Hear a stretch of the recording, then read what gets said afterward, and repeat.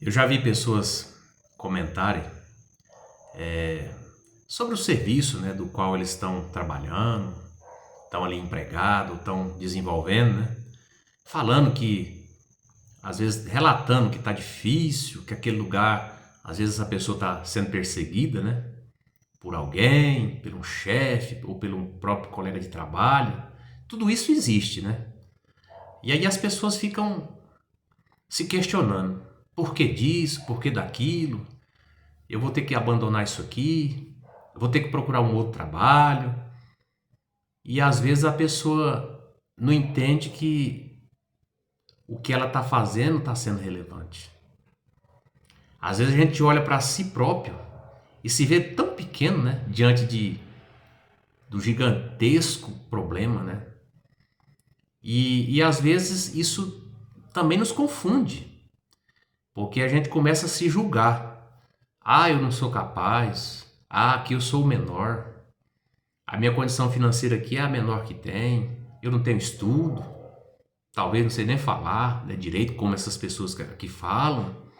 E aí começa a colocar na sua mente mecanismo para engessar a sua mente, os seus sonhos. E aquilo vai passando de ano para ano, né? Eu estava lendo aqui a história de Gideão. Eu falei, gente, eu preciso entender como que Deus escolheu Gideão. Foi por acaso? Quantas pessoas não tinham ali? E Deus justamente foi falar com Gideão. Mandou um anjo, né, do Senhor, especificamente falar com Gideão. Eu fiquei me perguntando, eu já até dias me perguntando e lendo, ouvindo pessoas falar disso. E aí, agora há pouco mesmo, eu falei, não, eu preciso ler antes de chegar em Gideão. O que aconteceu para Deus escolher ele? Aí peguei Juízes, né, capítulo 1 e fui até o 6, que é do 6 que começa a falar da vida de Gideão.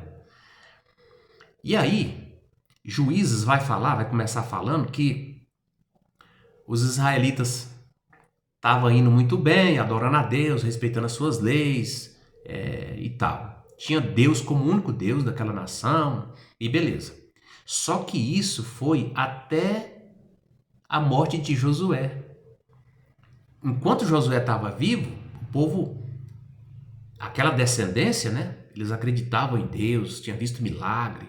Só que quando Josué morreu, também morreram essa descendência toda, essas pessoas mais velhas, vamos falar assim, né?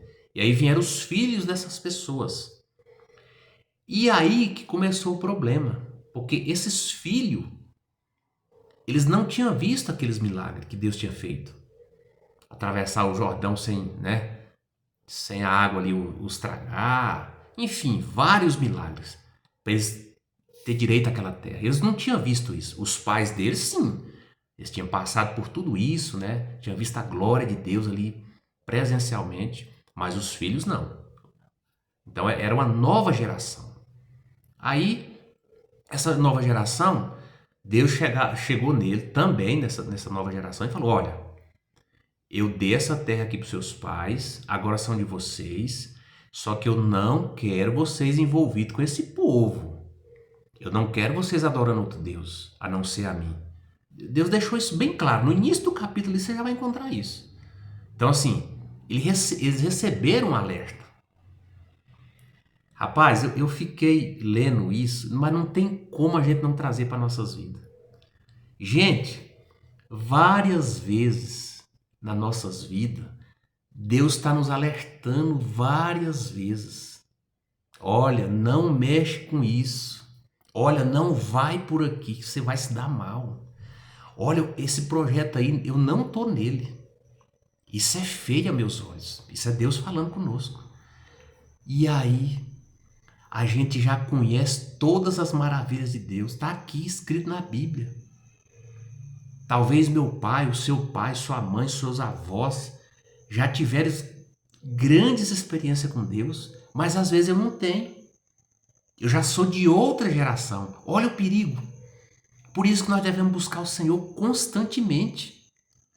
Constantemente. Porque senão daqui a pouco, eu e você, nós vamos estar corrompidos. Literalmente. Corrompido. Por quê? Porque nós só ouvimos falar de um Deus que faz, mas na nossa cabeça está distante. Não, isso aí foi lá no tempo dos meus avós. Olha, meus avós contavam que Deus fez tal na vida dele, mas não fez na minha, não fez na sua. Tá vendo a importância de nós pedirmos Deus milagre nos dias de hoje? É porque senão nossa geração não vai conhecer Cristo, não vai conhecer o seu poder. Então eu precisei ler isso, Juízes. Eu fui lendo e aí é nítido, gente. No primeiro capítulo ali, pro segundo, essa geração nova já começa a se corromper. Já começa a deixar de lado tudo que seus pais seguiam, acreditavam. E hoje eu te pergunto, comenta aqui para mim. Você conhece pessoas que hoje fez isso? Ou você por algum tempo não fez isso? Eu fiz isso por algum tempo. Não adianta eu querer esconder isso. Por um tempo eu desconheci do que Deus tinha feito pelos meus avós, pela minha família. Eu desconheci. Eu deixei para lá. Quantas pessoas hoje eu e você não conhece que tá assim? Já não acredita mais, já toma decisões por conta própria. A fé dele tá não sei em quem, não em Cristo. É assim que está funcionando. Então por isso que nós estamos vivendo em dias difíceis e a tendência vai ser piorar. Porque se você for ler Juízes, meu Deus, olha, esses israelitas sofreram demais. Por quê? Porque abandonaram os preceitos de Deus, os princípios de Deus. Eles abandonou. Então, Deus, vendo que eles tinham corrompido seus corações, suas atitudes, começaram a levantar altares para outros deuses, coisa que Deus abomina. É eu e você querer levantar altares. Gente, é tão fácil a gente fazer isso. É muito fácil. Eu primeiro eu ficava, mas como, gente? Eu não vou fazer aqui um boneco e vou ficar adorando. Não, não é isso, não. A gente pode adorar outras coisas de outras formas. Botar o nosso coração, o nosso anseio, nossa paixão em coisas que não tem nada a ver com Cristo. Pode ser com a casa nova, com um carro novo, pode ser na aquisição de uma chácara, enfim, de qualquer coisa. A gente começa a adorar aquilo mais que Deus. Aquilo para você se torna muito mais especial do que Cristo Jesus. É assim que funciona, gente. É assim que funciona, porque é desde o princípio é assim. Então, esse povo, irmão, sofreram demais, porque abandonou os princípios de Cristo Jesus. E aí, Deus permitiu que aqueles inimigos que outrora Deus tinha afastado ele daquela nação, viesse subjugar eles novamente. E eles entraram com todas as forças. Olha, com muita maldade. O povo vivia debaixo de escravidão mesmo, coisa pesada. E aí, eu comecei a ler Juízes, quando o negócio arrochou mesmo, que passaram anos sofrendo e pelejando, eles lembraram, rapaz, tempo tal, nossos pais, nossos avós falavam de um Deus que fazia qualquer coisa, que tinha dado essa terra para nós. Tem alguma coisa errada, vamos buscar Deus. Aí juntava aquele povo e começava a adorar a Deus. Senhor, envia uma pessoa para nos salvar, e Deus, como o seu amor é infinito, pela sua misericórdia, ele levantava ali uma pessoa dentre essas pessoas, levantava um rapaz, um homem, um moço, e falava diretamente com essa pessoa, e ali falava, olha, entra com força que eu estou contigo, vai lá e destrói aqueles inimigos, eu vou estar com você. E aí Deus entrava e destruía todos aqueles inimigos. Aí tinha ali um período de paz, de 10 anos, 18 anos, um até de 40 anos, paz, porque eles tinham deixado de adorar outros deuses e adorar ao Cristo Jesus, o nosso Deus poderoso. De repente vinha uma outra geração e começava de novo a adorar outros deuses. Olha para você ver se não é o que nós está vivendo hoje, gente. Nós está vivendo isso hoje. Vem outra geração que não tem nenhum uma experiência com Deus, tem seus pais, tinha seus avós, mas hoje essa geração não tem. Então assim, eu não tenho, então eu vou caçar outra coisa aqui. E aí daqui a pouco tá levantando altares para outros deuses. E aí Deus permite novamente que venha o seu inimigo, o inimigo daquela nação, e subjuga eles de novo. Com mão de ferro mesmo. Mas não é para destruir tudo, não. É para maltratar mesmo. E aí, de novo, quando aquelas pessoas passam ali 10, 15 anos naquele sofrimento, eles tornam a lembrar de Deus. Meu Deus, nos ajuda. Manda alguém para nos ajudar. Nos ajuda a sair dessa. Esse povo vai nos matar. De repente, Deus, pela sua misericórdia, que é infinita, levanta alguém também entre eles e novamente dá ali a graça, a força, a inteligência para aquele cara e vai lá e mata aquele inimigo todinho novamente. Aí Deus, né, penso eu, né? Não, agora vai dar certo. De repente vem outra geração. Gente, até o capítulo 6 para chegar na vida de Gideão, que começa a história de Gideão, foi assim. Porque eu fiquei intrigado, falei, gente, como que Deus descobriu Gideão? Então, eu precisei ler lá para trás para me entender o que esse povo vinha fazendo. Então, como Deus levantava uma pessoa de tempo em tempo, aí chegou em Gideão. Por que chegou em Gideão? Eu também fiquei me perguntando. Poderia ser outra pessoa, claro que poderia. Mas esse moço, Gideão, ele estava fazendo algo diferente dos demais. É aqui que eu quero que você entenda. Às vezes eu e você tá em lugares que pensa assim, aqui eu sou mais um, eu não tenho relevância aqui para esse povo, para essa empresa, para esse lugar que moro, para essa cidade, eu não tenho relevância nenhuma. Eu sou só um coitado. E começa a colocar coisas pequenas na sua mente. Só que Deus, Ele tem olhado o seu e o meu comportamento. É por isso que nós devemos ter cuidado nas nossas ações. É por isso que nós temos que ter cuidado com quem nós estamos se relacionando. Porque o Criador está de olho. Gente, o mundo espiritual, ele é puro, é limpo. E ele existe. Eu demorei a entender isso e não quis acreditar nisso. Mas o mundo espiritual ele faz uma leitura muito rápida das nossas ações. Ou para o bem ou para o mal. Ele existe, o mundo espiritual está aí. E ele está de olho em nós, nas nossas ações.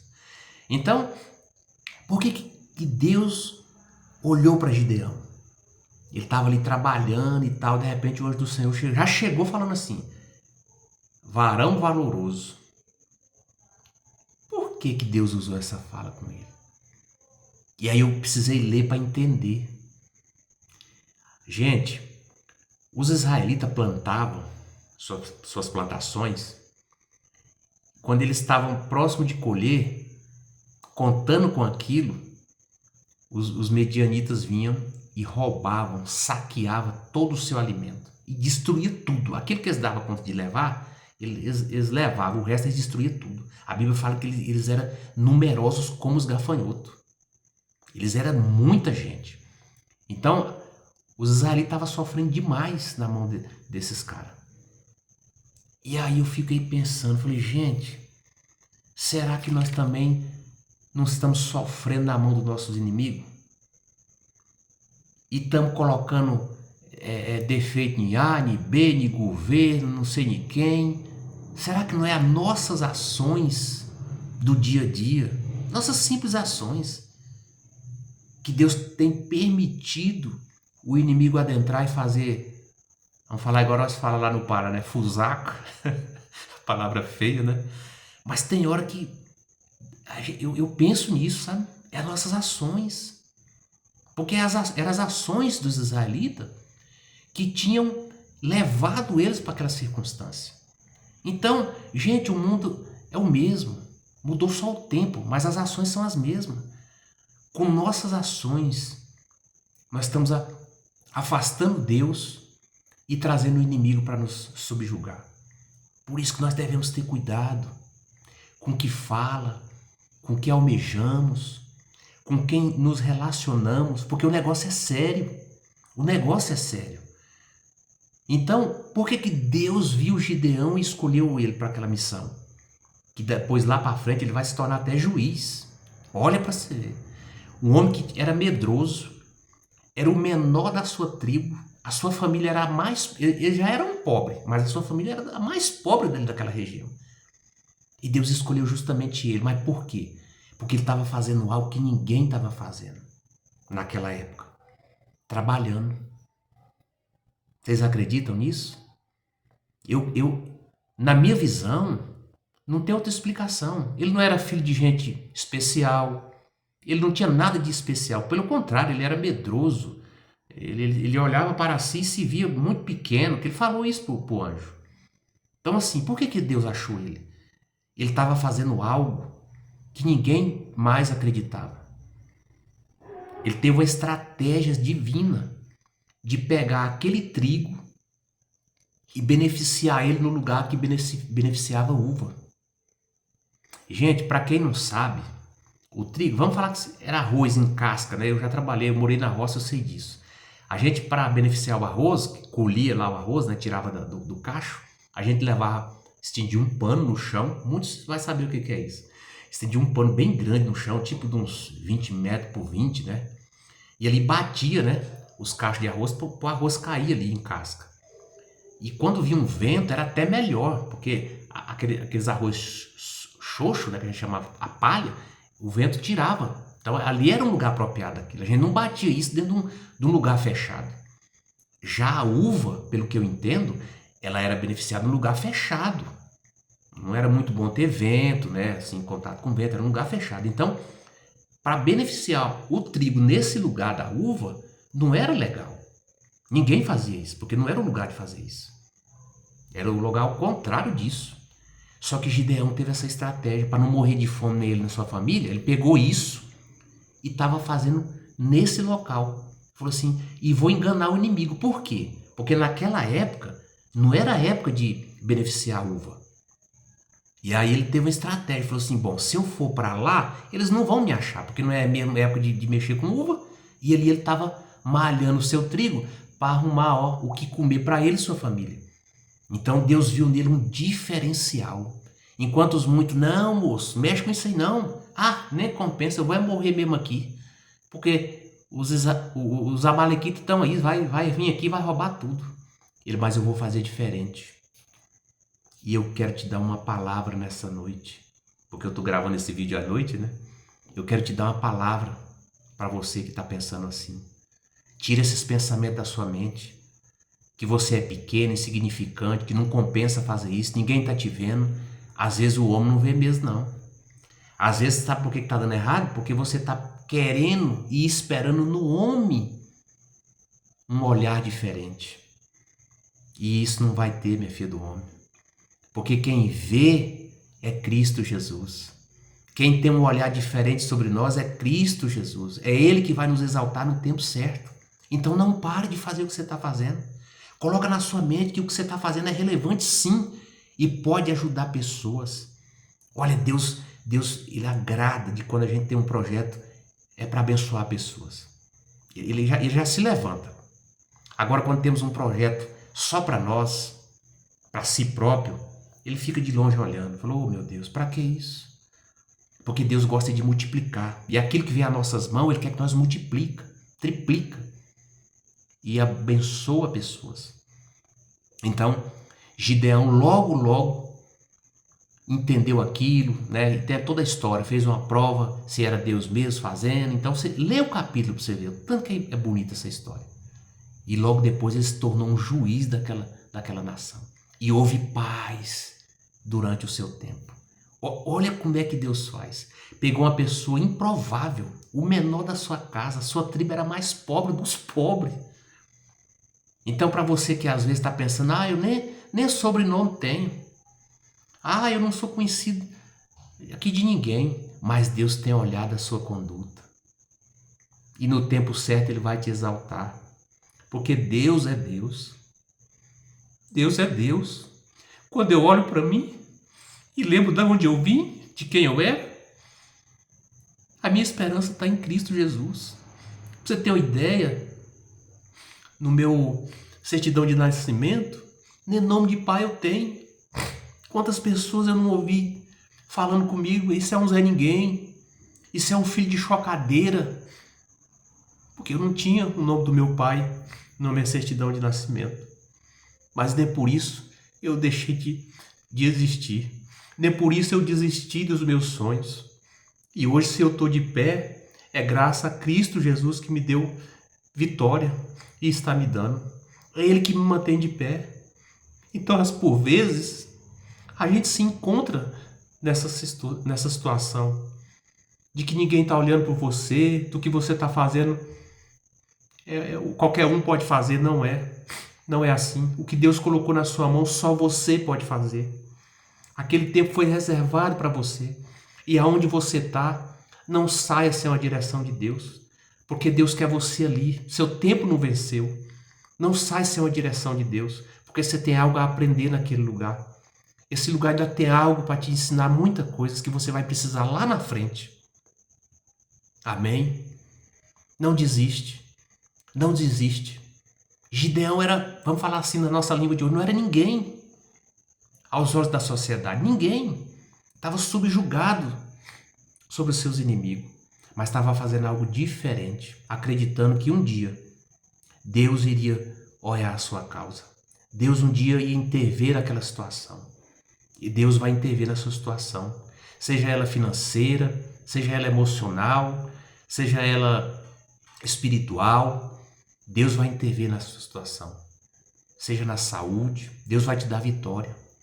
Porque nosso Deus é poderoso. Nosso Deus é maravilhoso. E quando Ele fazer isso, compartilha. Hoje, quando eu resolvi vir para a internet, foi para isso, para compartilhar o que Deus fez, está fazendo e vai fazer na minha vida. É importante isso. Ser grato a Deus. Isso pode ajudar pessoas. Esse canal foi exclusivamente criado para te abençoar, ser bênção na sua vida. Então, para você que chegou até o final desse vídeo, deixa seu like, comenta aqui, comenta as experiências que você teve com o Senhor Jesus. Seu comentário vai ser muito bem-vindo. Amém? Que Deus abençoe você, sua casa e toda a sua família em nome de Jesus. Meu muito obrigado.